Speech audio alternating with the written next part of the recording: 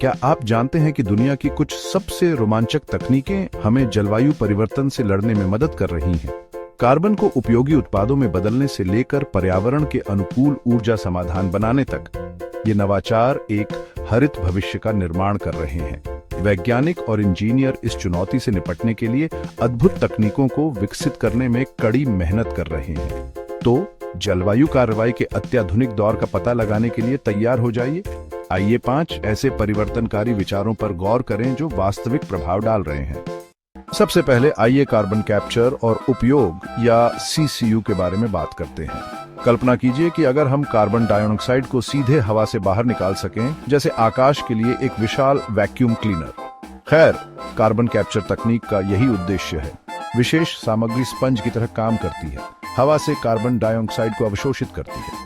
एक बार पकड़े जाने के बाद कार्बन डाइऑक्साइड को सुरक्षित रूप से भूमिगत संग्रहित किया जा सकता है या निर्माण सामग्री और सिंथेटिक ईंधन जैसे उपयोगी उत्पाद बनाने के लिए उपयोग किया जा सकता है। आगे आइए नवीकरणीय ऊर्जा के बारे में बात करते हैं। आज सौर पैनल पहले से कहीं अधिक कुशल और सस्ती हैं। हम छतों पर, रेगिस्तानों में और यहां तक कि पानी पर तैरते हुए सौर फार्म देख रहे हैं।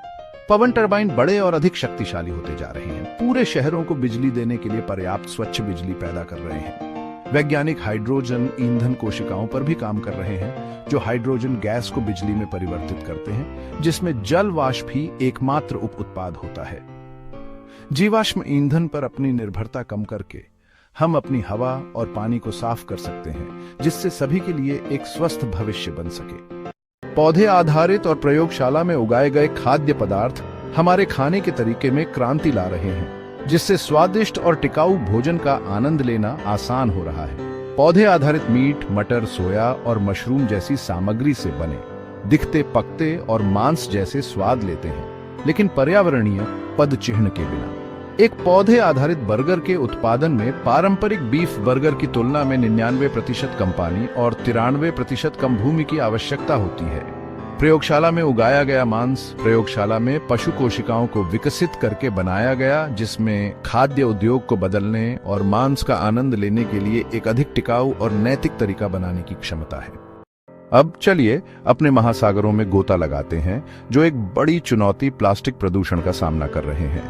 ओशन क्लीनअप प्रोजेक्ट ने एक विशाल फ्लोटिंग सिस्टम विकसित किया है, जो एक कृत्रिम समुद्र तट की तरह काम करता है, जो समुद्र की सतह से प्लास्टिक कचरा इकट्ठा करता है। यह प्रणाली प्लास्टिक को इकट्ठा करने के लिए समुद्र की प्राकृतिक धाराओं का उपयोग करती है, जिसे बाद में रिसाइकलिंग या जिम्मेदाराना निपटान के लिए एकत्र और परिवहन किया जाता है।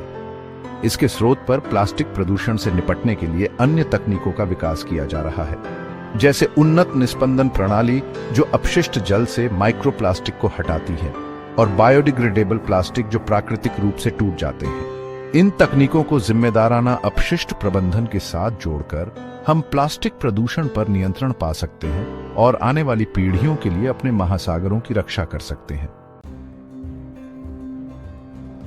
अंत में आइए स्मार्ट शहरों और टिकाऊ जीवन के बारे में बात करते हैं।